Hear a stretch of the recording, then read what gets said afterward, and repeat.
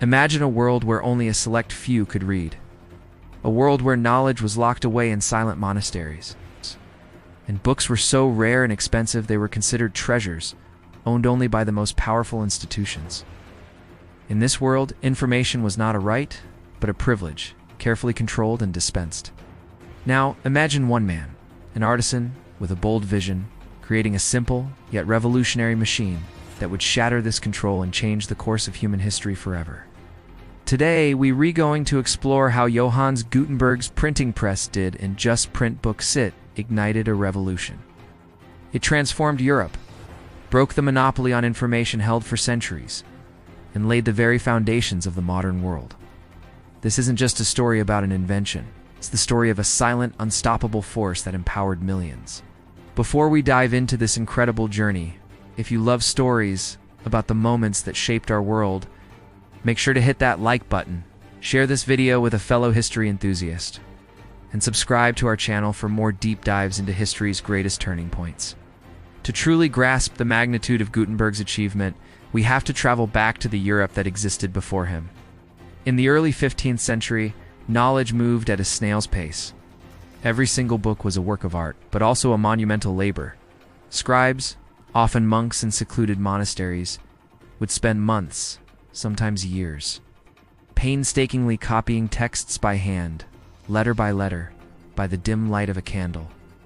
An error could corrupt a text for generations. This process made books incredibly scarce and astronomically expensive. Single handwritten Bible could cost as much as a small farm. Because of this, literacy was a luxury. The vast majority of people lived their entire lives without ever reading a single word. Knowledge, especially religious scripture, scientific texts, and legal documents, was concentrated in the hands of the church and the ruling elite.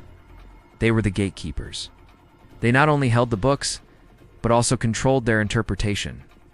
If you couldn't read the Bible for yourself, you had to rely on what your local priest told you it said. This system created a rigid hierarchy where those who controlled information controlled society. The flow of new ideas was a mere trickle, easily contained and managed. The world for most people was small, defined by tradition and authority, not by curiosity and discovery. Into this world stepped Johannes Gutenberg. Born in Mainz, Germany, around the year 1400, Gutenberg was not a priest, a scholar, or a nobleman. He was a craftsman, a man who worked with his hands. His background was in goldsmithing and metalworking, and he possessed a keen, inventive mind. He wasn't the first person to think about printing. Woodblock printing had existed for centuries, especially in Asia, but it was slow and impractical for long texts. Each page had to be carved into a single block of wood, which would wear out quickly.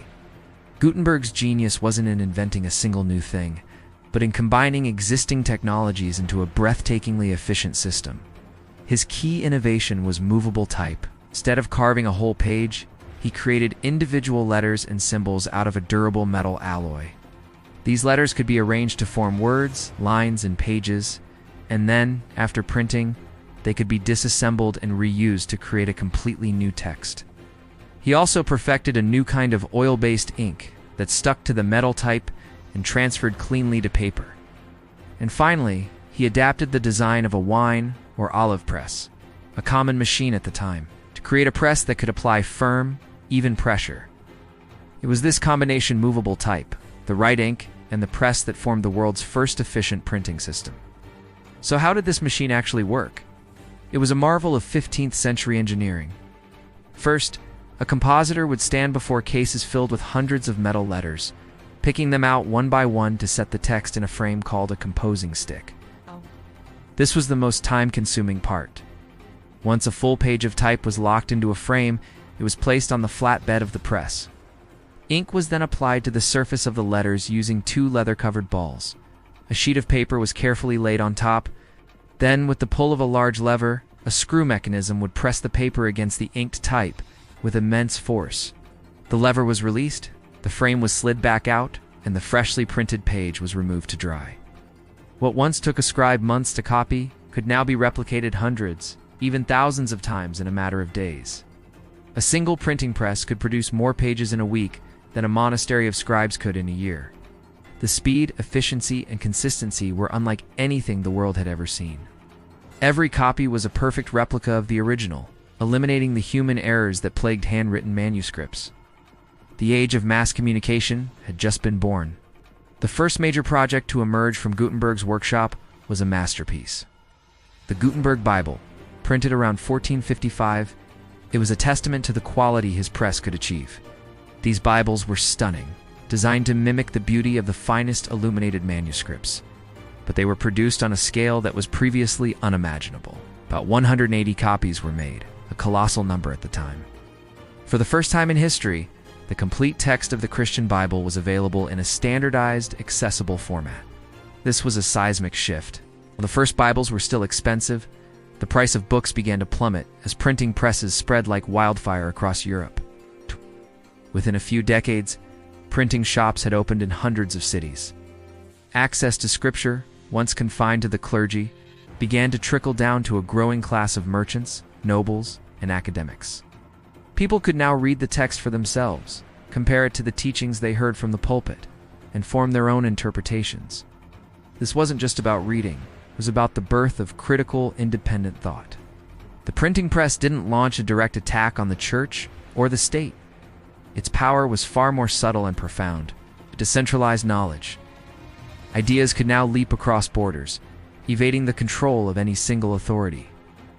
Martin Luther, a German monk, famously used the printing press to spread his 95 Theses, which criticized certain church practices.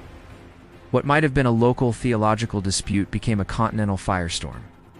His ideas were printed and distributed across Germany in weeks, fueling the Protestant Reformation and forever splitting the Christian world.